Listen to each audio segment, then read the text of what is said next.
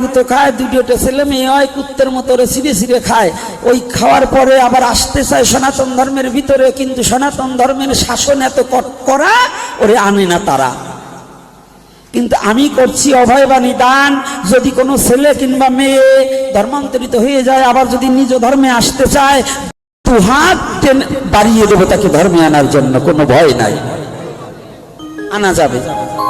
যদি বলেন কি করে আনা যাবে, আপনার বাড়ির ছেলে রাগ করে 6 মাস ধরে আছে জেলে কিংবা অন্য জায়গায় মিলে, অন্য জায়গায় চলে গেছে রাগ করে বাড়ির থেকে, ওই ছেলে কি আবার বাড়ি আসে না?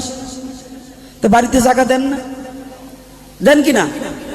তাহলে যদি ওই ব্যক্তি ভুল বুঝে অন্য ধর্ম গ্রহণ করে, আবার যদি সেই ধর্মকে পরিত্যাগ করে নিজ ধর্মে আসতে চায়, তাকে আনা যায়। জানেন তো, এই চাকা চাকা চুলকায়, গরমের দিনে ভারী আরাম লাগে চুলকাতে।